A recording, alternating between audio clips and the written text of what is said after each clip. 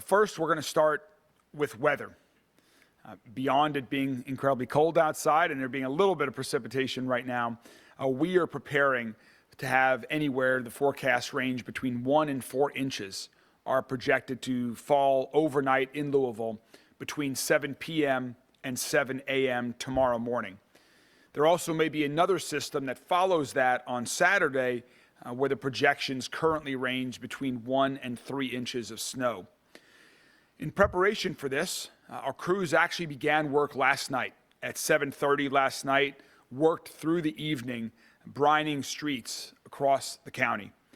We still are brining streets right now. We currently have 19 trucks that are out brining the streets all across Louisville on our snow routes.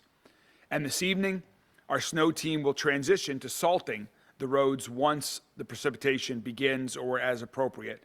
And of course, if necessary, we will begin plowing as well. We have snow team members that are coming in this evening that'll be working round the clock, and we also have snow team members that will be prepared to work this weekend if necessary, depending on what happens with the snowfall. As always, you can track what's going on our snow map at louisvilleky.gov/snow. And also, as snow comes into the system, if you have questions or to report roadways that you think are hazardous, call us at 311 to provide reports. That's incredibly helpful to us and our snow team as they're working. And also, as you see trucks out on the roadway right now this afternoon or through the evening, please give them plenty of space to work. Whether they're plowing, whether they're brining or salting, give them a safe distance and be incredibly slow and careful as you all may be driving around town this evening. I want to thank Wes and Bill and Nate and everyone from our snow team. They're here.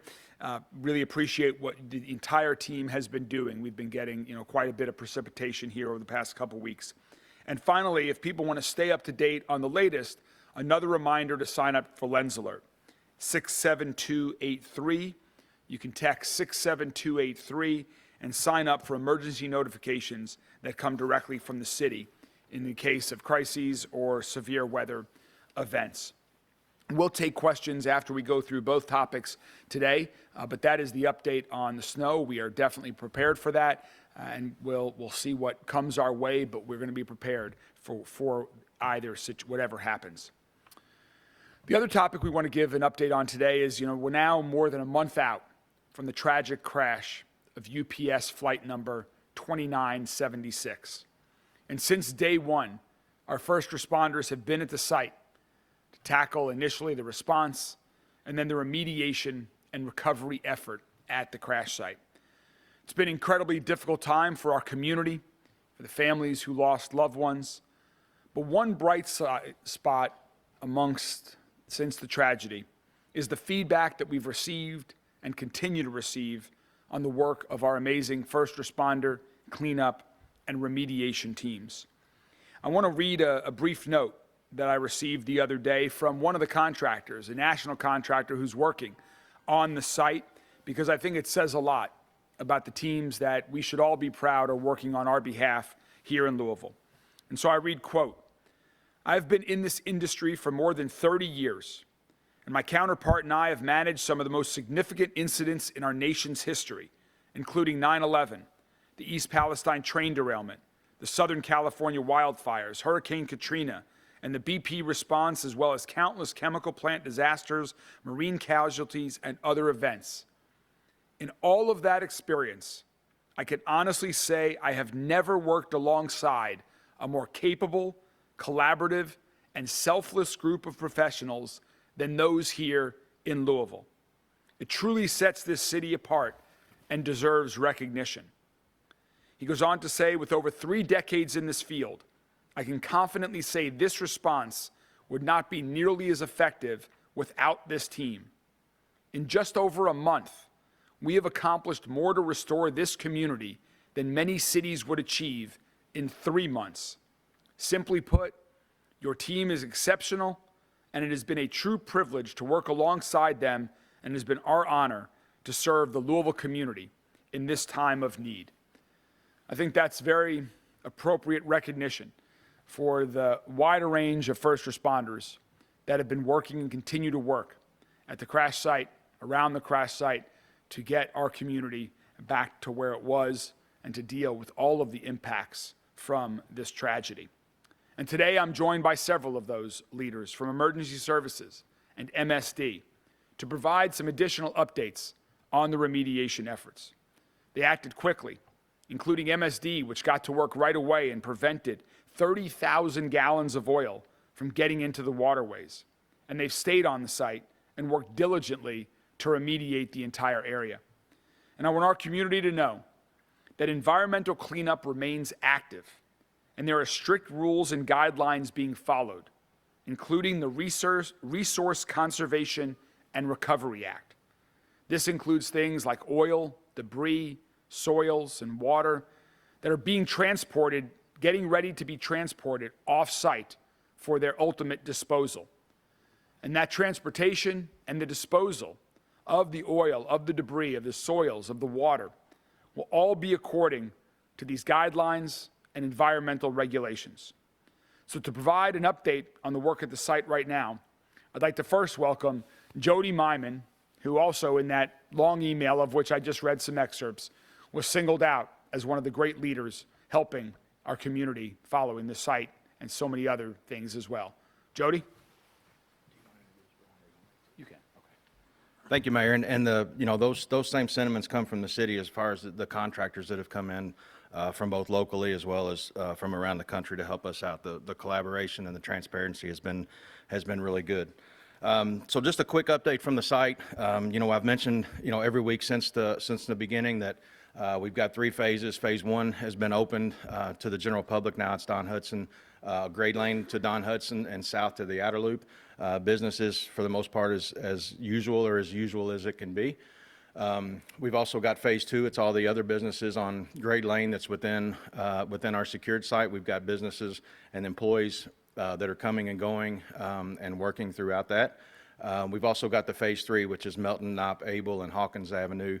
That's back to more towards where the crash scene is, and we're really happy to say that from the beginning, LG&E, one of our great partners, they are way ahead of what was originally predicted on the work that they were going to have to do, and the site for the most part, as far as the streets, have been released back to us. So that we can extend over the next couple of days our what we call Operation Midnight, and that's where we're allowing the businesses that are on those streets to come in. Right now they can come in from 11 p.m. till 7 a.m., and those are the hours that we don't have any or a lot of other contractors on site that are performing the cleanup. And they will, we're going to back those hours up and extend those hours for them, and we'll be in contact with the businesses as well. So out of over 90 businesses right now, they've got over half of those businesses, gas and electric restored to them. If you are a business in the area and you've not been contacted by LG&E, we don't think that's the case, but if by some chance you haven't, we encourage you to call 502-589-1444. That's 502-589-1444 to meet LG&E on site to get your electric and or gas restored to your business. It's obviously becoming very important with the cold weather that's coming in this weekend to make sure that we don't have any type of frozen pipes. And we're working with the water company to alleviate the potential for those issues as well.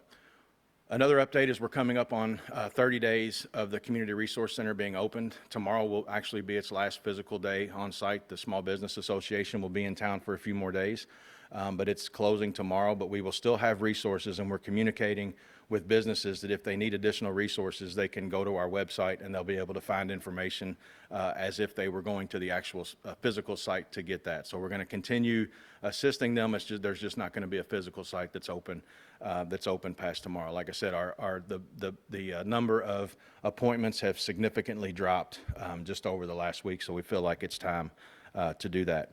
And just to echo what the mayor said, and I mentioned it just a second ago about the cold weather, and this doesn't just go for businesses, but for homes, make sure you're taking the time now to winterize your houses so that you don't have any frozen pipe issues or any other things. So, dripping water and opening cabinet doors, winterizing your outside faucets and things like that is a big thing to consider over the next couple days. With that, I'd like to introduce Brian Bingham with Metropolitan Sewer District that's going to give a little bit more of an update with the cleanup. Thank you, Jody. And I will echo, I've never seen a group of people work together any better than the people out here. And that includes the contracting team, which many of them are local or regional and some are national. And they are all competitors of each other's, and they work together as if there is no difference. So just want to say a few nice words about them. But I want to give you a little more detail about the waste and where it's going, or at least how it's going. So there obviously was a lot of oil related to this incident. There's been a lot of oil recovered, pure oil, and then there's been water recovered with oil in it. So I'll talk through a couple of those processes. The oil that's been recovered, that's pure, that is going to be disposed of off-site, out of state. And I'm going to give you a little bit of detail here. So I want to go through because it's going to be incinerated out of state and will be thermally destroyed to 99.99999%. And then that will be placed in a RECLA Subtitle C landfill. So a very certified landfill, something that's absolutely appropriate and is the industry standard and the industry gold standard. So that transfer of material has started today. There will be 5 trucks a day will take it to train cars for 5 days. So there'll be 5,000 gallons in a tanker, 5 trips a day, 25,000 gallons per train car, 5 train cars. So over 5 days that will be transferred. That is going to a secure facility, and there's secondary containment in place at that facility. So should something go wrong during the transport, there is a way to make sure that it doesn't get released back into the environment. These are all the best practices for the industry. The impacted soils will be taken to a certified landfill, and that will start probably early next week. There's still some final contractual things being worked out on that. That hasn't been finalized yet, but I think it's down to those last dotting I's and crossing T's. And that should only take 3 or 4 days to transfer all that out. So that should get all the pure oil and the solids and soils off-site related to that. The water that was recovered with oil in it, that is still being treated and processed. So to date, about 600,000 gallons has been treated, processed, and by treated, they separate the oil off, put that into tanks for disposal. Then they go through and they put it through a process that's been brought in on-site, and then that is discharged to the MSD sewers. And all the parameters that have been evaluated so far have come back at non-detect. So this is virtually clear water, but we're taking it through the sewer system just to ensure anything gets an additional level of treatment and that nothing gets out to the community. So we feel very, very comfortable about that. There still is about more than almost 2.5 million gallons of water and oil to be treated. We can treat, the system can treat 100 to 200,000 gallons a day. Just depends on how each tank's a little bit different. Some of them are more concentrated, some of them are a little less. So it depends on how fast it can go through there. That's all being worked through. There is still one issue that's being worked out, and we don't have the final plan for it yet. That is, we being MSD have a large detention basin in the area, the Melco Basin. That's a 55-acre site. There is water in it. There is an active operation going to skim off all the oil that's in there. Probably 95% of that's been removed. Still removing that on a daily basis, and then we have to work out a plan of how to treat that final water. That will probably be worked out in the next week, maybe 2. I believe that's all, and I'll hand it back over to the mayor. Thank you all. Thanks, Brian. Thanks, Jody. We're happy to take any questions that you have either on our preparations for the snow we're expecting or on cleanup at the UPS plane crash site. David Williams, Spectrum News. Has the crash site, I was out there earlier today, it's a pretty wide area. Has the crash site itself gotten smaller, and has the work also condensed or concentrated? And could you also compare how things look today to how they looked immediately after the crash?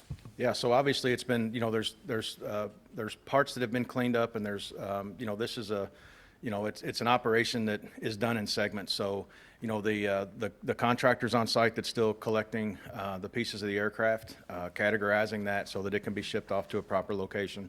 But even, when you ask about the size is still the same because there's still remediation that has to take place on the site even after the aircraft is gone. So, the size of the site technically is still the same as it was, but there's a lot that's been done.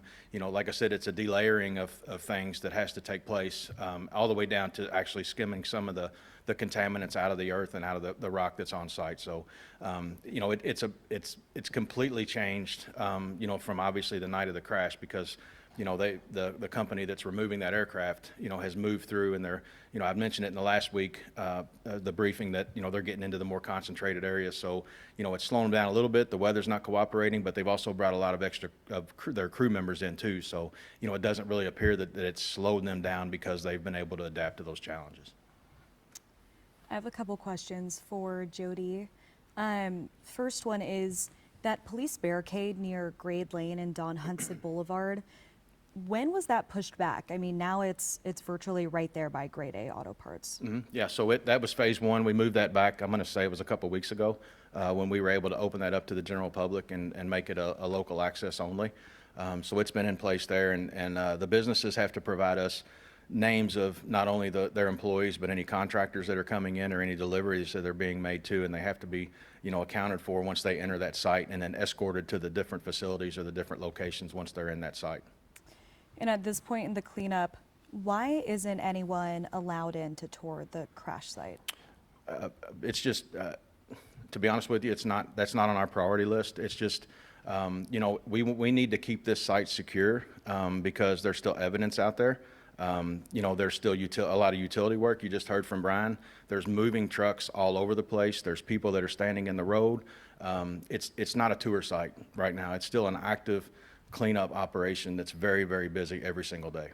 Given that it is very much an active site, as I said, I was there early today.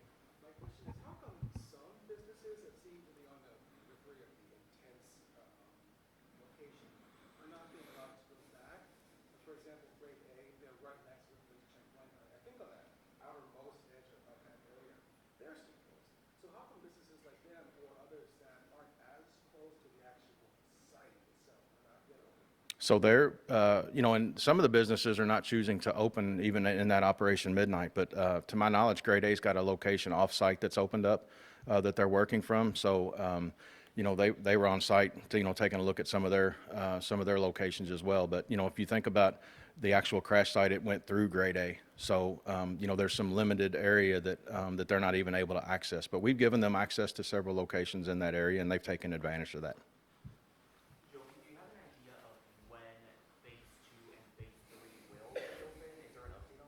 So phase two, like I said, phase two's open. It's limited to the businesses and employees only. I don't really have a time frame because that's the main thoroughfare for all the work that's being done, Grade Lane. Obviously, that's the next thing that we want to get, we want to get opened up. But I mean, it goes all the way back to, repaving the street. The streets are going to have to be repaved. So all the way down to the cosmetic things like that has to still take place. So, I don't have a time frame, but I will tell you that we're a lot more ahead of schedule than we were originally, discussing as a unified command at the very beginning of this. For Jody and or Brian, oil's the main contaminant, right? That needs to be cleaned up. I'm trying to break this down as simple as possible for people to understand. Do you have any idea how much oil contaminated the area, the soil, the water, and how much has already been recovered and moved out? So none, there may have been a little bit moved out this morning. None has been moved out yet, but it's starting today. There will be 125,000 gallons moved out over the next 5 days. Beyond that, it's going to take separating the oil out of the tanks that are going through the treatment process, and that will dictate, and there is not an estimate yet of how much has been recovered. I can tell you, not from pure science, but from what I've seen, I would say 98% of the oil has been recovered that hit the ground. There are still some pockets, there are still some issues that we're working through, but they're very small pockets. When the question earlier about has the site shrunk or been downsized, the environmental cleanup site has. So if you looked at it originally, the downstream most point was 4.7 miles down, and it was just to the riverside of Nick Rodman Legacy Park, Lambourne Estates. That site, I think there may still be one boom in there, but that site hasn't collected anything in days, so we've deactivated that site. The next site upstream was at New Cut and Outer Loop on Northern Ditch. That one's been deactivated because we stopped getting any product to that location.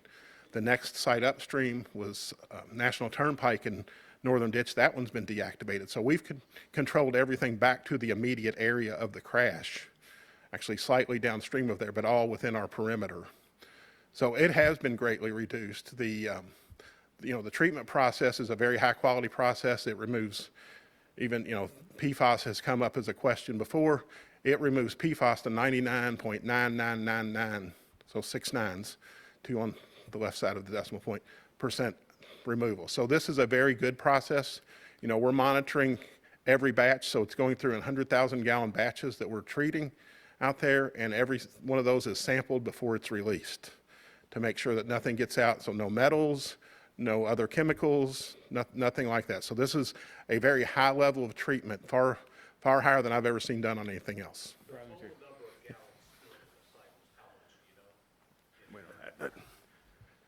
It was reported to us that the number of gallons of oil in the GFL facility was 250,000.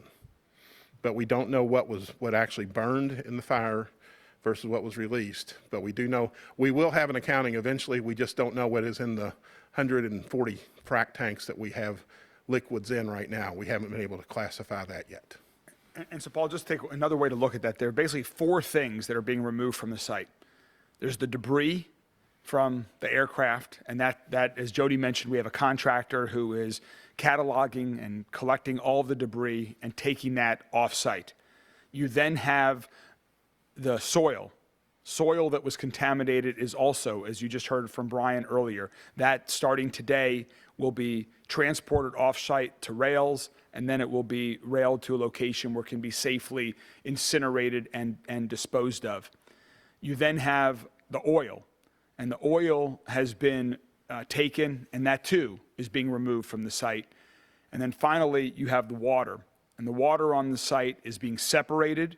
The oil then is removed. The remaining water is treated once, and then that water is put into the sewer system, and then it gets the traditional treatment again by MSD. So those are sort of the 4 categories of things that have been removed from the site as part of this overall cleanup effort. And those are the categories that you just mentioned, but the continuing process until it's all. That's right. That's right. We will continue to remove debris. You heard from Jody. They're just now getting to, they sort of moved north to south in terms of the debris. So now they're focused on the area where the most intense areas of debris are, but they've brought in more people. And then, as you've heard from Brian, the oil, soil, and water has been going on, and now it's starting to be transported off-site as it relates to the oil and the soil. And that'll be transported to the railroad and then disposed of appropriately from there. Will the media be allowed on site at any time? You heard Jody answer that question, but we hear you loud and clear. We will get back to you on that. How much of the plane is still there? Have you guys been able to clear all that debris yet? Or? So on the plane, I can't give you a percentage, but up until where sort of the southernmost area of the crash site, where the vast majority of the victims were found, really all of the victims other than the 3 crew members that were in the cockpit, that was a different area. But that is the sort of the highest intensity area of debris, and that's where they're working right now. Are they still physically picking up pieces of the plane? Yes. Do you have any idea of how many, maybe this is for you, Jody, how many people made appointments to go, how many appointments did you have at the community resource center? I don't have that number specifically, but we can get that for you. All right, well, we will continue to provide updates as there is information like there was this week. We'll do that on a weekly basis or as needed. And again, to the entire community, please be careful as you're going about across the town tonight and over the weekend, and depending on what weather comes our way. We'll be out there working to keep the road safe. Thank you all very much and have a good, safe day.